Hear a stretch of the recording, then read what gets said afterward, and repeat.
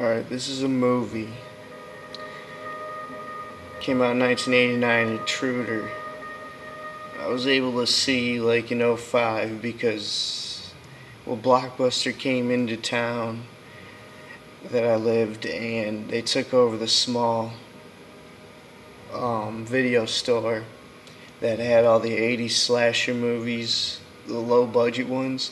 And Blockbuster, this is the only low budget '80s slasher movie that they had.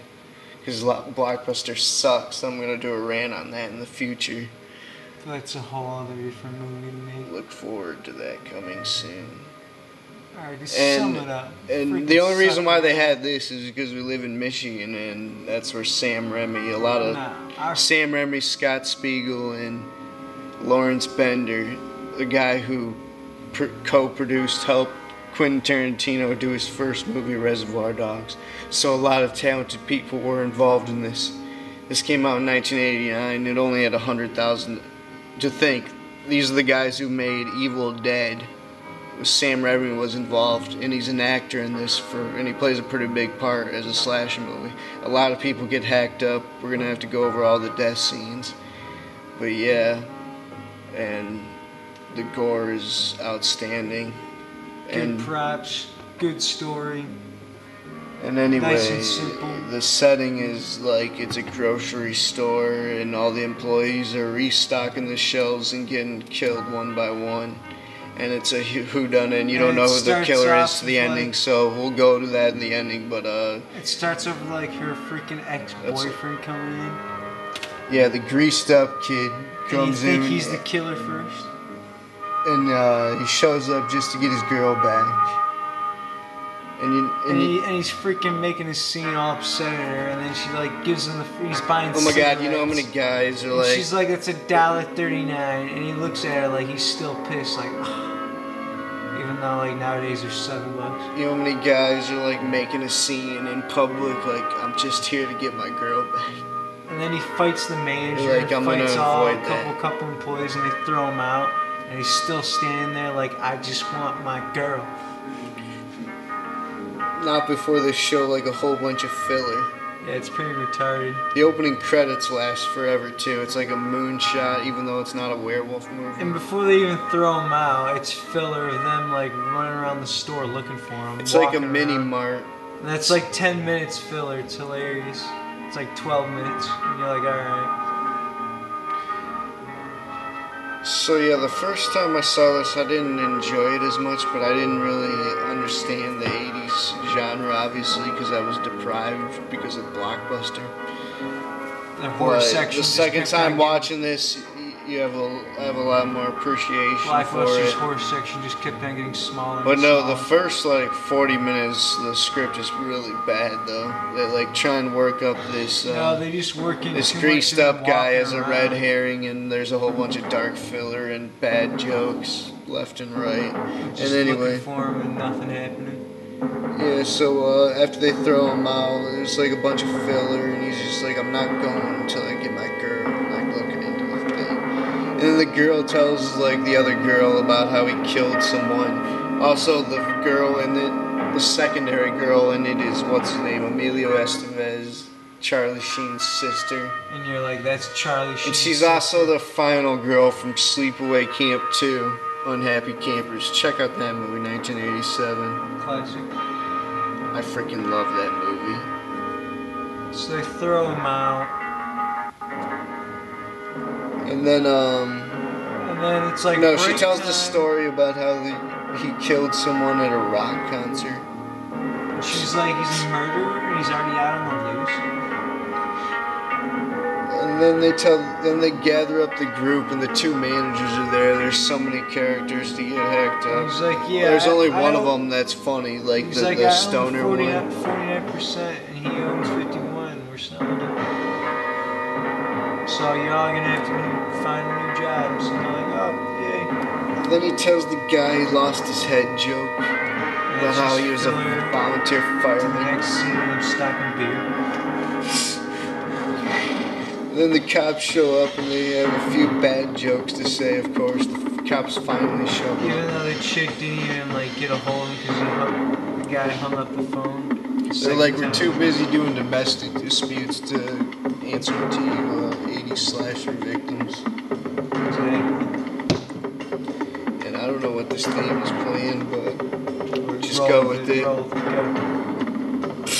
Cops show up and they say some bad lines, some bad jokes. And then it's like an emotional filler scene where the girl's like crying and she's like asking if she's okay, even though she's gonna die. And you're like, and they're worried about tears. tears. In a horror movie, like whatever. This is just a filler scene. And then they cut away the death scene of like the girl. The first girl to get killed is Alright, now we're gonna go on for official spoilers. For anyone that hasn't seen it, go and check it out. It's on YouTube. Anyway, Charlie Sheen's sister gets killed. They slowly amp up the kills and amp up the gore. Gets stabbed. It's a stab cutaway. They do all the tricks in the book. Yeah. Start over the music, you freaking idiot. And anyway, and then they do a stab cutaway from her, and then the next death is the manager getting his eye poked out. That one's tight.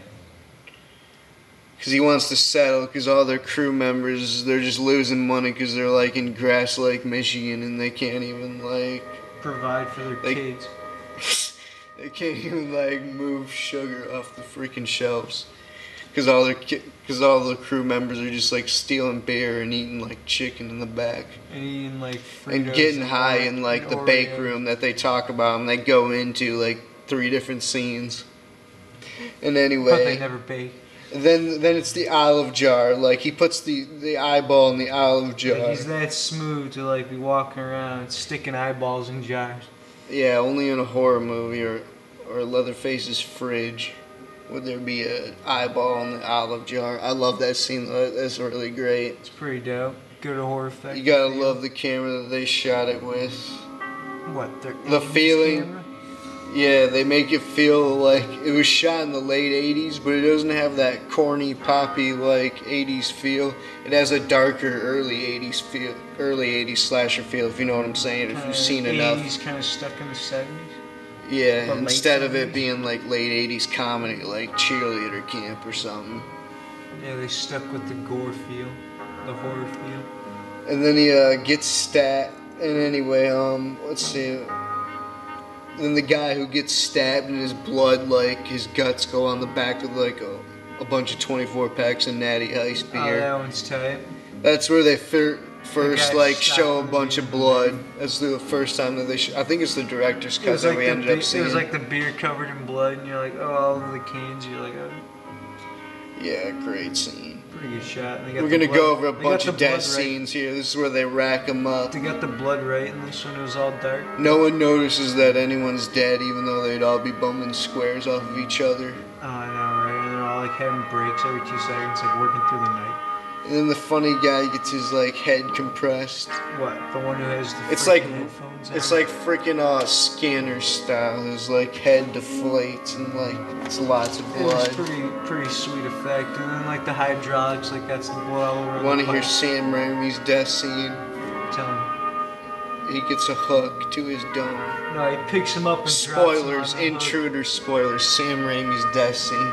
It could be seen right there. The blood and everything gets him. It's pretty good effect they did. Anyway, they amp up the deaths as they go along, like I was saying, and no one even notices that anyone's dead. Until it's the final chick. And then, like, the guy gets mutilated and his, like, head gets cut off in half by the meat slicer. When he puts him through the meat slicer. Can you believe that? That prop's awesome. Dude, a lot of people can't handle it as it goes on. Yeah, people get squirmy. You can't handle it.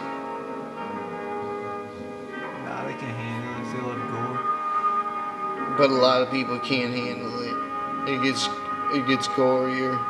As in, like, gut blushing out with the deaths. Like the definition of gore. And then the girl finally notices someone's dead, even though she's been like stepping on eyeballs and like seeing hands in like the lobster tank. Oh yeah, and at this time you're like, okay, do you know who the killer is? No, from this point on, she's annoying. The last time we saw the killer was he was fighting. I'm gonna wrap with the this dude. up He before. was fighting with the young kid who snuck back in. Okay, so the killer finally gets revealed. This is huge spoilers. Turn away. All right, the assistant manager. It's the guy who owns 49%. It's like your total landscaper, guy who does landscaping with like Tom Ryan. with the mustache, like doing a business deal, and he's like, because the business deal, he's like, I got a little carried away and killed everyone to cover up his tracks and blame it up on her crazy boyfriend that showed up. A decent script, jokes could have been better, like I was saying. She runs back and forth at the end through like aisle 5 like 20 times. Even though it's like a mini mart, so the aisles are like 20 times shorter than Myers. And then she's out front, and then he like pushes her over, and she's in the freaking telephone booth, which are extinct nowadays. Yeah, for real, that was like my cell phone back in like 04 crunk days. If you go to a telephone booth, you see one of the wires like ripped off, like the phone. Yeah, that's where crackheads just go to smoke crack. And they've seen. Yeah. And then Spiegel gets killed in front of the door. He's the bread man. I love the color of the blood in this movie. It's like 4 in the morning, and he knocks you like just wheels up a thing of bread and knocks you in the front door. Yeah, you got the bread. And they get stabbed. And what's his name? The frickin' assistant manager. He ends up faking his death, and he walks around with the head in his hand. Oh yeah, when the boyfriend comes with the back 80s alive prop, to save which is the classic. day from the beginning. He wakes up with his cigarette the manager breath. beats him up with the freaking. The boyfriend wakes up with it. He like bought a pack of Native American cigarettes, the $1 pack. So then he wakes up and comes back with cigarette breath, with lucky breath, and then he gets his head beat in with the prop head. From the manager. Can't write this shit if you actually. It's pretty hilarious. He beats him in aisle 12 with the head, the prop head. Like, who wrote this shit? Like, really? She runs away, and then finally, we that shit's hilarious. In the phone booth and blah blah, and the cops show up. And she stabs him in the heart, horror movie Charlie style, Scream 4 and the style. boyfriend's there. The ex-boyfriend stabs him a whole bunch of times, slashes him in the freaking phone booth. And the cops show up and they arrest him. Like, hey, we're the good guys. It's played. This is Bruce Campbell's cameo, and they get tabbed for the murders. They're like, we're the survivors, and the cops are like, we don't want to hear. Book them. 8 Wonder Breads out of 10. I give it a 8 out of 10. Could be 8. If the dialogue was superb, it would probably be like a 9. And some of the beginning deaths weren't cutaway stabs, and they were more doper. Like I understand why they did that. They tried to amp it up. Yeah, they wanted to amp it up. But and then the credits are creepy. The whole thing be amped up. The credits are like a creepy soundtrack. Like, love the intro, I love to watch movies through the credits, and it like goes black. And not it's the pretty blue, dope. but the green intro, the green where it says Intruder at the beginning. That's tight. You never see them in green usually.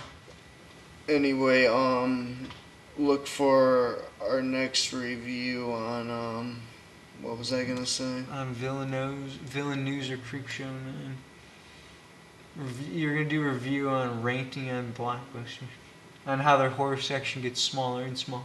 Yeah, the horror section. It used to be a long It's just aisle. the main titles at Blockbuster. No, it used to be a long aisle, like, freaking 15 feet. Now it's just one little rack. And they used to have, like, no fee for, like, late fee. Now it's, like, 1 day rentals, and if you, like, miss a day, it's, like, $1 fee. Yeah, Blockbuster sucks.